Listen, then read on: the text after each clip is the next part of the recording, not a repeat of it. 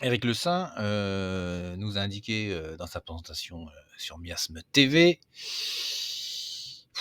j'en peux plus même de dire ça, enfin même c'est pas grave. Donc disais-je, Éric Le Saint nous a indiqué, avoir fait une trouvaille absolument, fabuleuse, à savoir que, on aurait des distances, voulues, en mètres, entre différents sites qui se trouvent, dans cette, zone géographique. Eh bien, entre Stonehenge et le Mont-Saint-Michel, on a 284 kilomètres, et entre Stonehenge et Mont-Saint-Michel, on a aussi 284 kilomètres. C'est quand même exceptionnel, puisque c'est la position de 100%. Voilà, c'est ce triangle. Et donc j'explique dans cette conférence que je donne à Cajar que le Stonehenge a sans doute été positionné grâce à ces Mont-Saint-Michel. Eh bien, j'ai encore 332 kilomètres. C'est-à-dire que de Mont-Saint-Michel à Mont-Saint-Michel ou de Mont-Saint-Michel à Saint-Michel-de-Carnac, on a 332 kilomètres, précision 100%. Donc on a 3 Mont-Saint-Michel qui sont reliés ensemble par un triangle isocèle, dont 2 qui sont sur des îles. C'est quand même assez fou.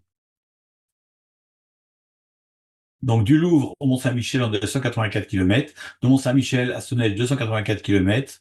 De Stonehenge au Mont-Saint-Michel, 284 kilomètres. Et là, on a 3 triangles isocèles parfaits. Et la distance de Stonehenge au Louvre, eh bien, c'est 394,19. On travaille à quelques mètres près, à 10 mètres près. Et c'est quoi 394,19? Eh bien, si vous multipliez 394,19 par le nombre d'or, 618, vous obtenez un rappel ou un dixième du rayon de la Terre, précisément. C'est complètement fou. Malheureusement, Éric Le Saint n'a pas voulu partager ses points, puisqu'il est fâché contre moi.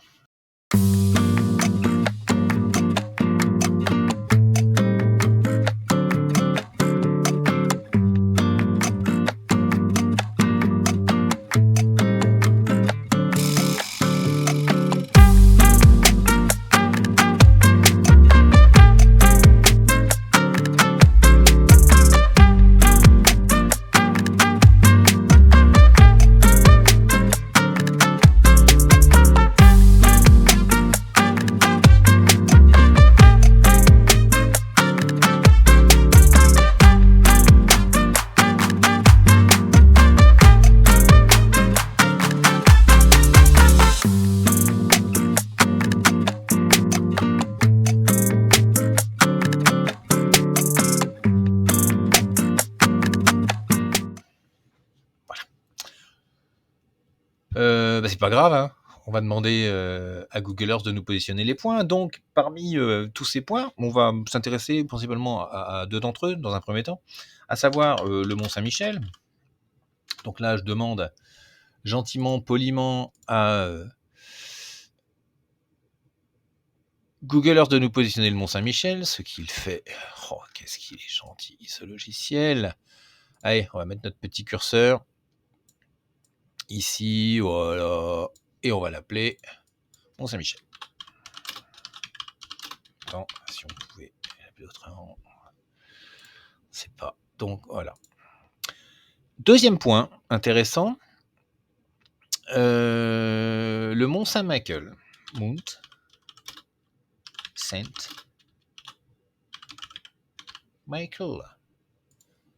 Allez, à chercher. Au-dessus des vieux volcans. Pareil, hein, on se positionne ici. Ouais, nous le met là. Ouais, pourquoi pas. Moi, je connais Eric. Hein. Fort de le pratiquer. Je pratique souvent le Saint. Bon, on va se mettre là plutôt. Hein. Bah, sinon, c'est les kékés. On s'en fout des kékés. Donc, on est là. Voilà. Alors, on a déjà Glisse tes ailes sous nos le 2 points. tapis du vent. Première affirmation d'Éric Le Saint. La distance entre le Mont Saint-Michel et le Mont Saint-Michel serait de 332 km. Précision à 100%. Voyage. On va aller vérifier ça. J'y clique. Allez, zoom. T'es ici, boum.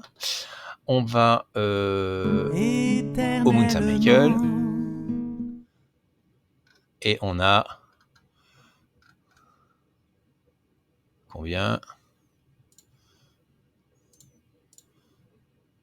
Pardon. 332 km. Oh, elle est belle la vie, sans déconner. De nuages en Tiens, on garde noir ça. écart. Belle petite ligne. Voilà, bon, maintenant, il faut qu'on dessine un triangle isocèle. Donc, un triangle isocèle, c'est un triangle dont deux côtés ont la même longueur. D'accord? Nous, la longueur, on la connaît, c'est 284 km. Donc, nous allons dessiner un cercle de rayon De vent 284 d'Espagne en km pluie d'Équateur. en partant du Mont Saint-Michel. On zoom, on zoom, on zoom, on zoom. Boum. Et nous allons aller direction Stonehenge. Voyage, vol dans les hauteurs. Et on se positionne ici. On enregistre. OK. On va sur le Au-dessus mont des Saint-Michael. capitales.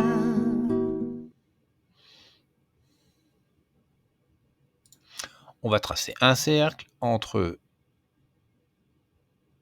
ce point Des idées Stonehenge. fatales.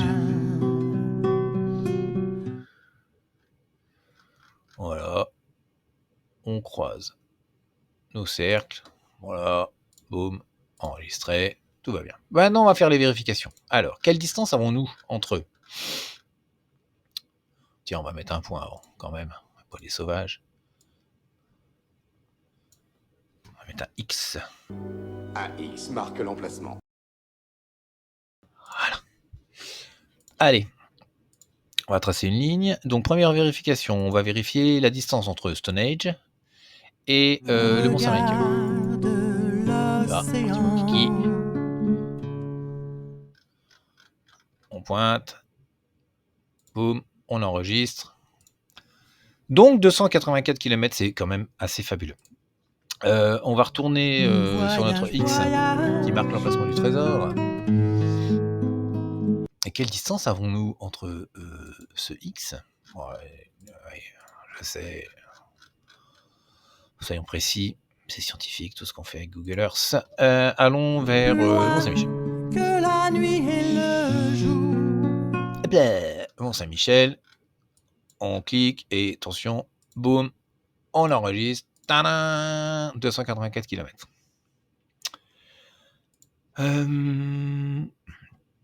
Eric Le Saint aurait-il raison, du coup? On a bien 284 km entre ces différents points? Mais pas du tout, pas du tout, pas du tout. En fait, Eric utilise un biais, ouais, on peut appeler ça un biais, qui est propre à Google Earth, qui consiste en fait à arrondir les distances en fonction de l'unité choisie. Alors pour vous faire la démonstration, j'ai dessiné un cercle qui fait 1000 mètres de diamètre et 1 km. D'accord? Bah tiens, on va lui changer sa couleur pour Un voyage bien le voir. dans l'espace C'est plus joli. inouï de Oh l'amour. bah non, tiens, on va faire Un 10, voyage, voyage. 50%. Bon, voilà. Donc on a un cercle. Si je retourne Sur l'eau sacrée d'un fleuve indien. à Stonehenge, que je reprends une mesure cette fois-ci, et vous allez voir, c'est merveilleux. Je vais donc sur le Mont Saint-Michel. Et là où c'est énorme, c'est que quel que soit le point que je vais choisir à l'intérieur de ce cercle, d'accord, qui fait 1 km de diamètre, la distance enregistrée par Google Earth en kilomètres sera toujours la même. Démonstration. Je mets ici dans les kékés, boum, j'enregistre, clac, 284 km. Je recommence. Règle. Et jamais ne revient. X. Mont Saint-Michel, voyage, voyage. Plus loin. Et la nuit et le jour. Kéké. Boum. Enregistré. Tadam, 280 km. Hop, une troisième, parce qu'il faut Sur toujours le mesurer grand 3 jour de fois. l'Amazone. On recommence.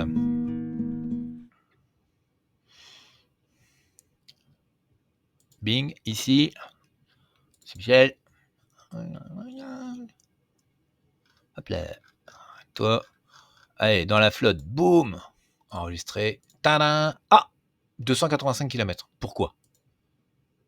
Ah, je dépasse les 284 km 499,99 de 1,01 m. Donc là, ma mesure retenue par Google Earth ne sera pas 284 km, mais 285 km. C'est beau, hein? Bah tiens, on va faire une contre-mesure. Boum. On va se positionner un point ici. Voilà. On va dire 285 km. Voilà. Chez On les blacks, retourne chez les sur sites, notre chez X, les on reprend jaunes. la ligne. On repart de notre X. On retourne Voyage, voyage. Saint-Michel, que d'aller-retour. Dans tout le royaume. Et cette fois-ci, on va se positionner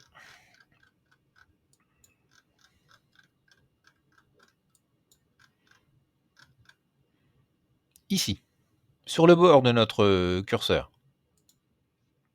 On enregistre, mesure, roulement de tambour.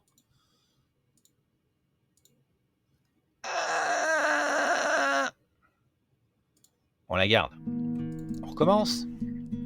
Sur les dunes du Sahara.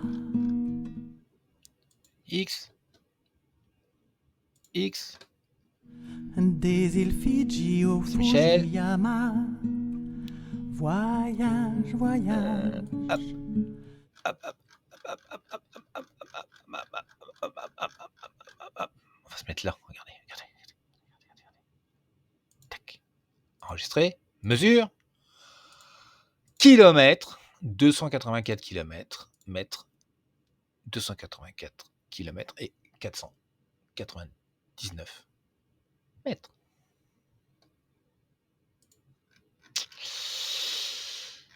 Donc, que dire?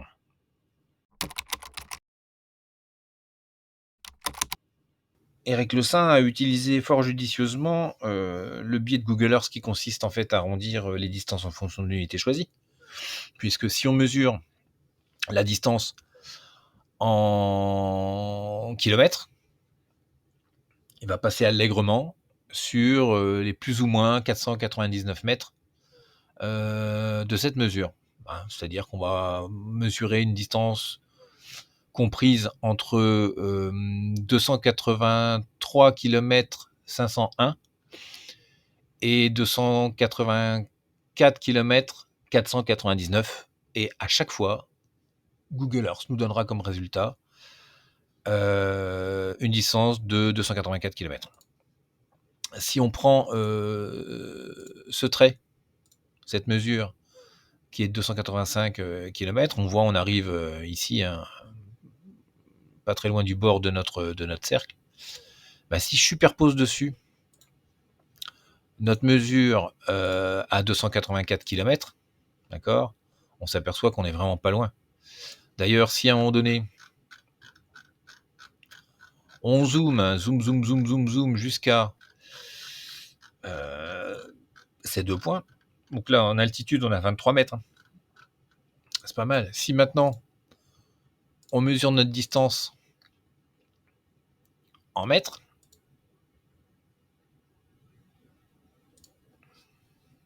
alors 89 cm. Moi je dis ça, je dis rien. Je dis ça, je dis rien. Je dis rien. Je dis vraiment rien. Donc vous l'aurez compris, hein, quel que soit le point choisi à l'intérieur de cercle, hein, pour peu qu'on ne soit pas tout à fait au bord du cercle, à l'intérieur, on aura toujours 284 km. Alors moi je veux bien faire du travail scientifique. Machin, tout ça. Enfin, voilà quoi, il y a rien de scientifique, hein. Comme il y a rien de scientifique, dans le choix des points, hein. Parce que si on fait, la même mesure de 332 kilomètres pardon, pour aller au mont, Saint-Michael, ah, c'est pareil, hein, on est exactement dans le même cas de figure. Simplement, pour le coup, c'est la distance qui change, d'accord? Donc ici, ben, 331, 772, bah, ça nous donnera quand on va enregistrer, 332 kilomètres. Voilà. Et puis c'est tout. Je veux dire, à un moment donné, on fait ça, mesure, tadam, 332 kilomètres. Donc après, c'est facile, hein, de dire, oui, mais j'ai relevé 332 kilomètres, 284 machin, c'est faux. C'est totalement faux, d'accord? À aucun moment, on a, avec une précision de 100%, 332 kilomètres.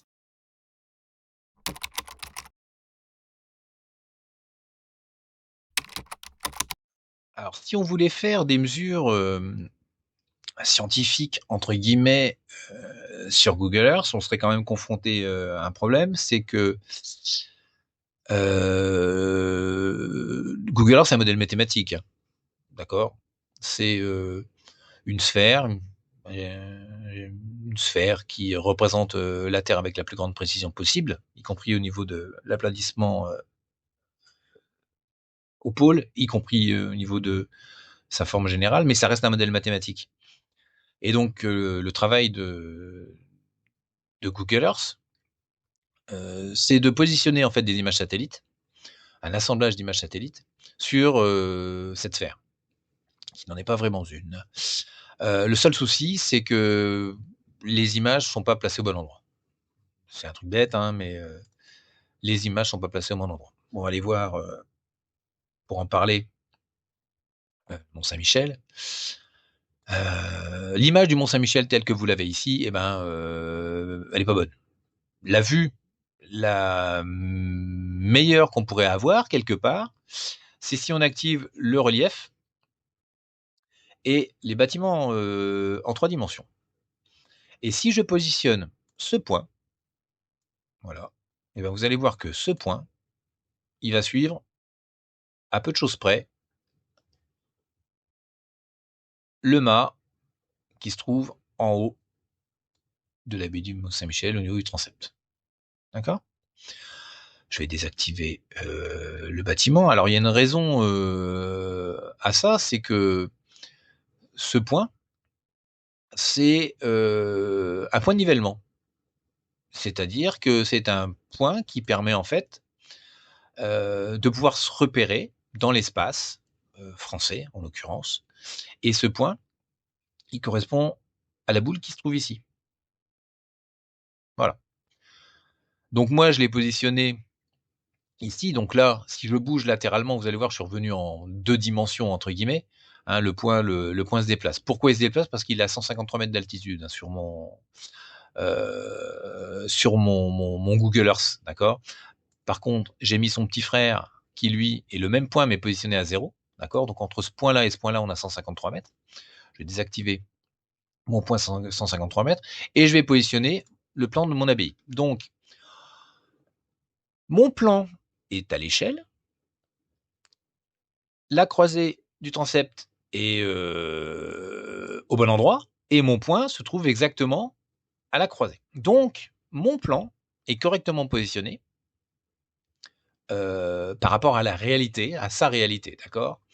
Par contre, il peut être décalé par rapport à l'image satellite qui a été employée par Google pour pouvoir nous générer cette vue, d'accord? C'est-à-dire que la vue que l'on voit ici, hein, eh bien, va être différente de la vue qui se trouve à côté, hein. On va avoir potentiellement une superposition. Et bien cette vue, potentiellement, elle est décalée. Alors, ça se voit pas, on peut pas le voir sur la vue telle qu'on l'a ici. Par contre, si j'ajoute 2 autres points, on va pouvoir constater qu'on a réellement un décalage. Ce point, par exemple, ici, ce point de nivellement, il est normalement situé sur le poteau qui se trouve sur le mur, sur la façade de ce bâtiment, qui est en fait ce bâtiment. D'accord? C'est-à-dire qu'on passe à travers ce bâtiment et le point, il est placé ici. On va vérifier ça tout de suite. Je positionne, je vais voir, voilà, et on va avancer un petit peu. Voilà. Ce point-là, c'est bel et bien ce point-là. D'accord? OK? C'est ce point-là. Alors c'est marrant parce que c'est une vue de Google Earth qui est employée. Parce que je pense pas que la voiture, elle reste là toute sa vie de voiture. Mais c'est ce point-là. Alors, ce qui nous intéresse, c'est pas tant 205. Je réinitialise ma vue, c'est de s'apercevoir à un moment donné que ce point-là qui se trouverait normalement ici, bah, on a un décalage. Hein. On a même un gros décalage. Hein. On a un décalage de 5 mètres. C'est beaucoup quand même. D'accord? Si on prend cet autre point, pointé ici, lui, il est à l'entrée du mont et il se trouve sur le mur, ici. Ben, en fait, il est censé se trouver ici. La preuve, si je mets mon petit bonhomme dans la rue, regardez, mon point il est ici, je vais vous le cliquer, voilà. Hein, il est là, mon point, il est là. D'accord? Donc je réinitialise encore ma vue. Donc là, on a un décalage entre ce point et l'image de 10 mètres. 5 mètres pour notre premier point, notre point précédent, 10 mètres pour ceci. Et je veux dire, on part dans tous les sens, quoi. Donc là, on peut en conclure que cette image-là ne nous donne pas la bonne position. La photo n'est pas bien placée par rapport à la réalité de ces points, qui sont des points qui sont, eux, pour le coup, bien placés. Donc c'est notre image qui est mal placée, c'est pas les points. Donc ce point-là, au bon endroit, ce point-là, à son bon endroit, ce point-là, à son bon endroit, l'image n'est pas au bon endroit. Alors si on remonte le temps, on va peut-être trouver, avec un peu de chance, une vue qui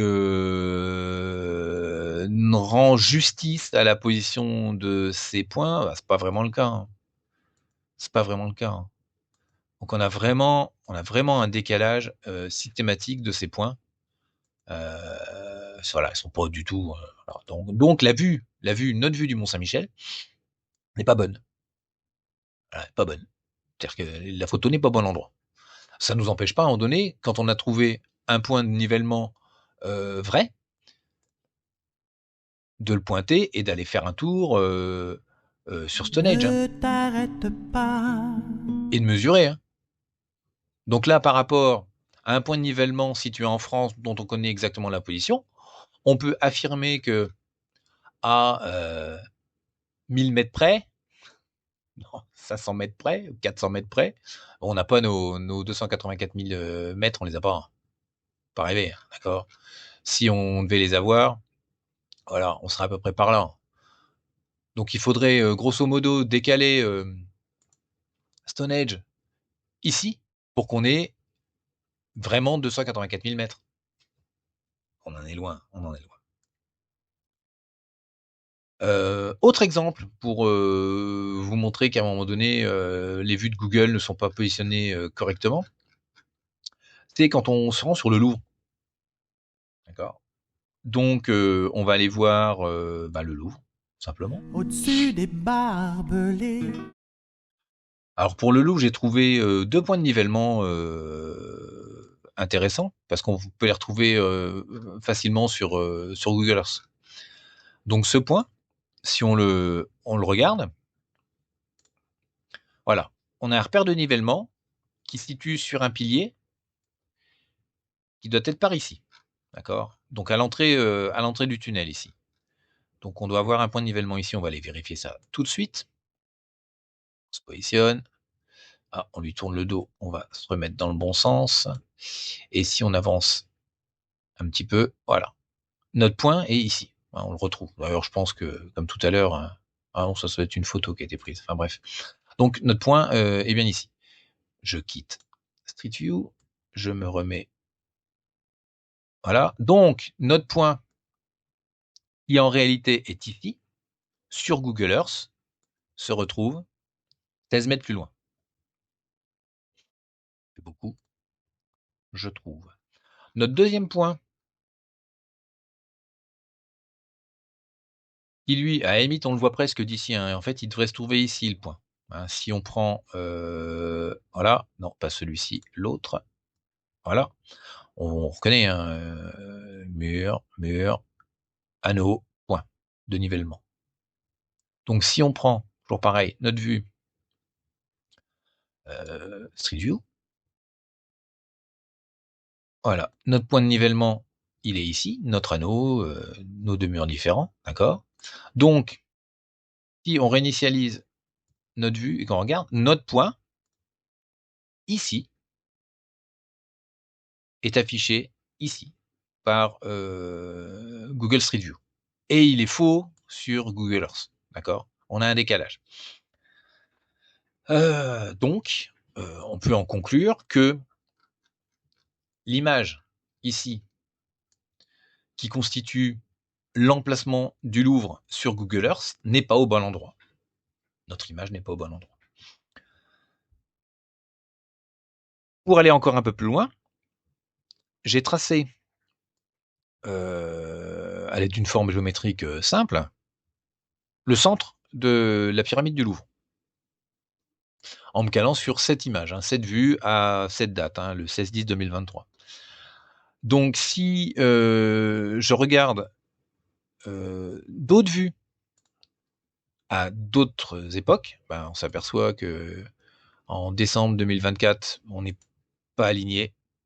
En août 2024, on n'est pas aligné. Là, on est aligné puisque c'est la vue que j'ai choisie. Mai 2023, pas aligné. Pas aligné. Aligné à peu près. Aligné à peu près. Aligné à peu près. Aligné à peu près. Aligné à peu près. Aligné à peu près. À peu près. À peu près. Pas aligné et décalé géométriquement. Hein. À peu près.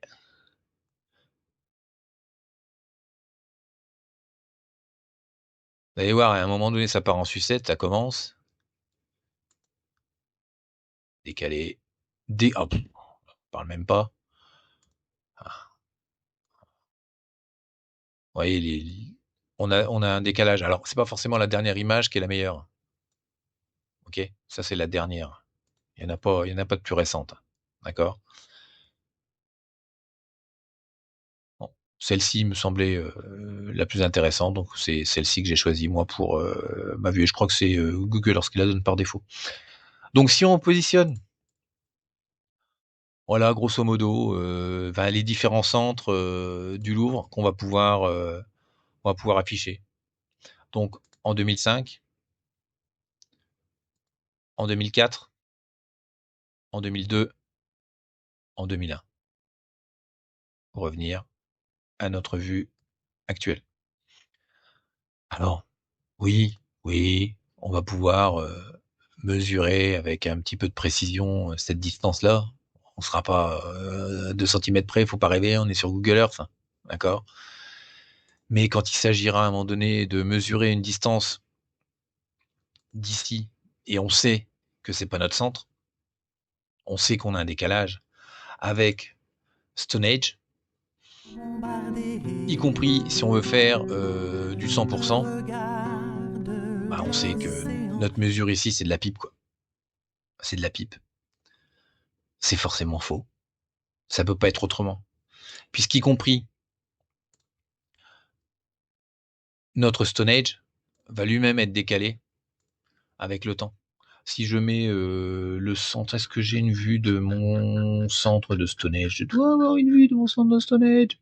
Oui, plan Stonehenge. Voilà. Si je prends mon plan de Stonehenge, voilà, hein, que je le superpose, ben, mes monolithes vont se déplacer avec le temps. Là, on est pas mal. Bah, là, on est plus bon. Décalage. Bon, on n'en voit rien. Là, décalage. Bon, pas beaucoup, mais on a pas beaucoup. Décalage. Là, on a un décalage de 16 mètres. Donc, si on choisit cette vue on va avoir un décalage de 16 mètres. Donc, enfin, je veux dire, c'est pas, voilà, c'est pas, on peut pas. Je comprends pas qu'on me dise, ouais, bon, si, ça, on va faire des mesures hyper précises avec Google Earth. Non, c'est un mensonge. David, Ouais, qu'est-ce qu'il y a? regarde ce que j'ai trouvé, ça concerne Eric. Tu vas rire. Oh putain.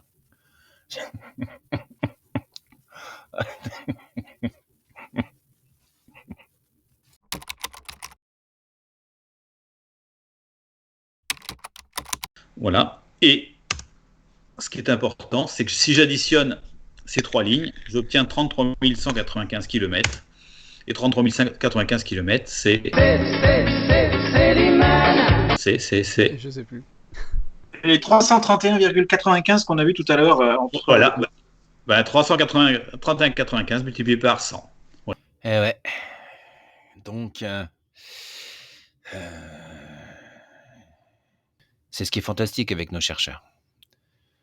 Il y a 5 ans, la distance entre les différents Mont-Saint-Michel n'était pas de 332 km avec une précision de 100%, mais 331,95 km, chiffre issu de l'addition de 3 autres distances.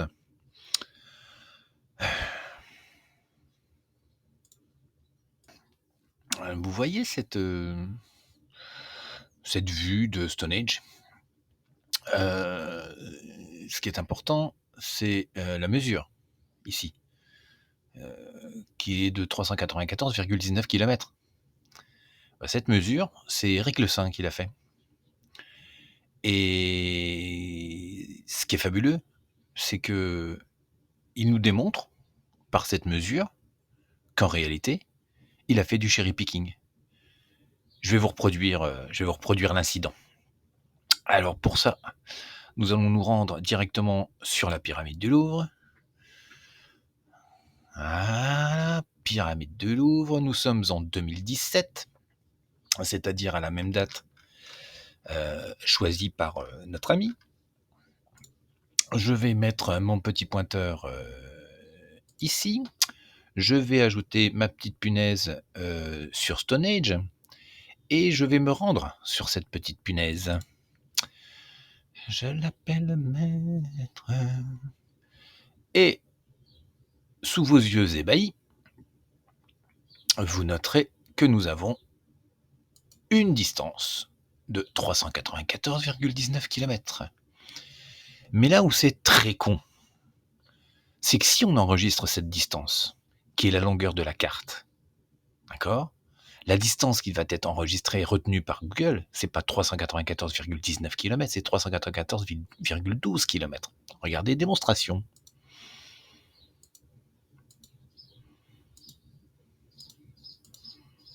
« 394,12 km. C'est merveilleux. Alors pour résumer, il y a 5 ans, la distance entre les différents monts faisait 331,95 km parce que c'était l'addition de 3 distances miraculeuses trouvées sur Google Earth. 5 ans plus tard, notre distance passe à 332 km de là à là avec une précision à 100%. Ok, 100% de précision, d'accord, dans les choux, là on est à 332 km 100% de précision, alors qu'en réalité, on a montré que cette distance, d'accord, eh ben non, elle était jamais de 332 km à 100% avec précision, d'accord, et surtout, nos fameux 394,19 km sortis de on ne sait pas où, enfin moi j'ai une petite idée mais je peux pas le dire, en fait c'est purement, tout simplement du cherry picking. Parce qu'on pointe un putain d'endroit dans les kékés. Parce que ça valide. 394,19. Donc voilà. C'est tout ce que j'avais à dire. Merci Rico. Continuez à écrire des livres. Scientifique! Voyage, voyage, plus loin que la nuit et le jour. Un voyage dans l'espace inouï de l'amour. Un voyage, voyage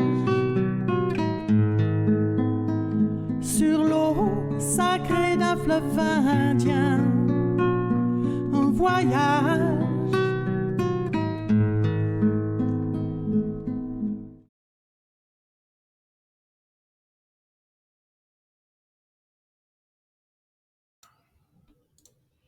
On va quand même pas se quitter comme ça. Donc, en 2020, nos 331 km 95 étaient issus de l'addition suivante, 9 557 km, plus 13 492 km, plus 10 146 km. Voilà. Sauf que, en 2022, Eric nous présente ce calcul suivant.